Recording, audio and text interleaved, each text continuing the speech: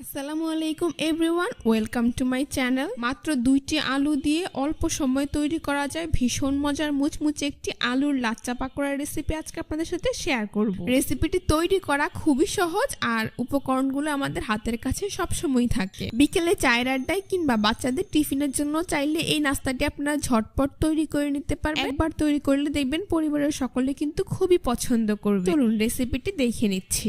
এই রেসিপিটি তৈরি করার জন্য প্রথমেই এখানে আমি এরকম বড় সাইজের 2টি কাঁচা আলু নিয়েছি। এখন একটি পিলার দিয়ে আলুগুলোকে খুব ভালো করে ছিলে নিচ্ছি। আলুর সাইজ আপনারা ছোট কিংবা বড় নিতে পারবেন, আবার আলুর পরিমাণটাও আপনারা বাড়িয়ে বা কমিয়ে নিতে পারবেন। আপনারা চাইলে ছুরি কিংবা বটি দিয়েও এই কাজটা করতে পারবেন। দেখুন আমার একটি আলু কিন্তু খুব ভালো করে ছেলা হয়ে গিয়েছে। এখন অন্যটিকেও আমি একইভাবে ছিলে নিচ্ছি। 2টি আলুই খুব ভালোভাবে ছিলা হয়ে গিয়েছে। এখন আলু দুটিকে আমি পানিতে খুব ভালো করে ধুয়ে পরিষ্কার করে নিয়েছি। একটি গ্রেটার দিয়ে আলুগুলোকে গ্রেট করে নেব। এখানে অবশ্যই আপনারা মিডিয়াম অথবা মোটা গ্রেটার দিয়ে গ্রেট করবেন, একদমই পাতলা কিংবা চিকন গ্রেটার দিয়ে গ্রেট করবেন না, সেক্ষেত্রে লাচ্চা পাকোড়াটা খেতে একদমই ভালো লাগবে না। এই যে দেখুন আমি আলুটাকে খুব ভালো করে গ্রেট করে নিচ্ছি। আশা করি আপনারা দেখেই বুঝতে পারছেন। আমার 2টি আলুই একে একে খুব সুন্দর করে গ্রেট করা হয়ে গিয়েছে। এইবার এই গ্রেট করা আলুগুলোকে আমি এরকম একটি মিক্সিং বলে ঢেলে নিচ্ছি। তারপর এর মধ্যে দিয়ে দিচ্ছি পরিমাণ মতো পানি। এবার পানিতে আলুগুলোকে খুব ভালো করে ধুয়ে পরিষ্কার করে নিচ্ছি। এইভাবে হাত দিয়ে খুব ভালো করে আলুগুলোকে পানির সাথে মিশিয়ে নিলে আলুতে থাকা অতিরিক্ত কষ বা স্টার্চ পানিতে চলে যাবে। সেক্ষেত্রে আলুটা পরিষ্কার হয়ে যাবে আর পরবর্তীতে নাস্তা বানানোর সময় আলুটা কালো হবে না। তো আশা করি আপনারা দেখতেই পাচ্ছেন আলুর গা থেকে কিন্তু অনেকটাই কষ বেরিয়ে এসেছে। এখন এটাকে আমি এইভাবে আরো 2-3 বার পানি চেঞ্জ করে খুব ভালো করে ধুয়ে পরিষ্কার করে নেব। তারপর হাত দিয়ে খুব ভালো করে চেপে এই আলুগুলো থেকে পানি ঝরিয়ে নিন। আপনারা চাইলে এই কাজটি কোনো শুকনো পরিষ্কার কাপড় দিয়েও করতে পারবেন, তবে অবশ্যই খেয়াল রাখতে হবে যেন আলুর গা থেকে খুব ভালো করে পানি ঝরে। এখন আমার আলুটা কিন্তু অনেকটাই ঝরঝরে হয়ে গিয়েছে।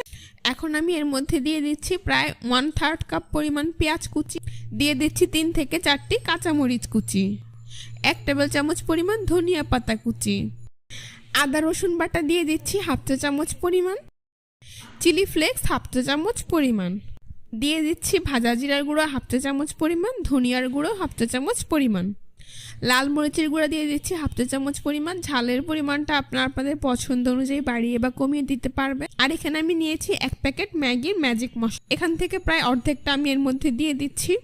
তারপর নাস্তাটাকে ক্রিস্পি বানানোর জন্য এখানে আমি দিচ্ছি প্রায় 1/4 কাপ পরিমাণ কর্নফ্লাওয়ার।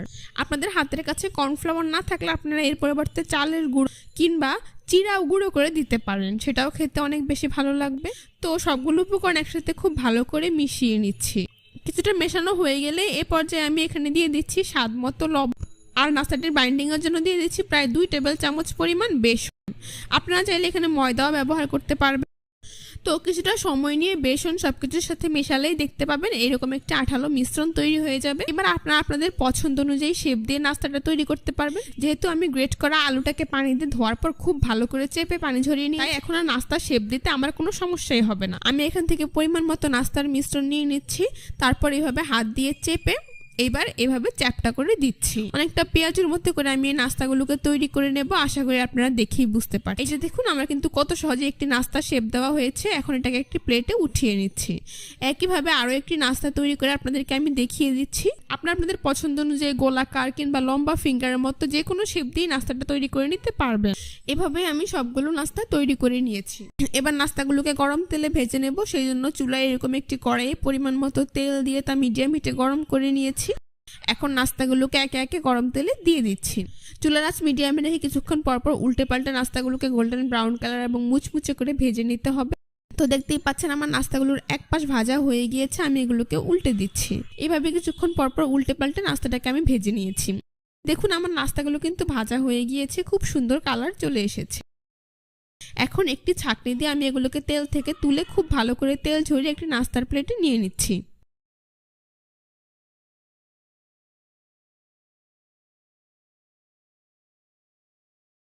তারপর পরিবেশন করে আপনাদের দেখিয়ে দিচ্ছি।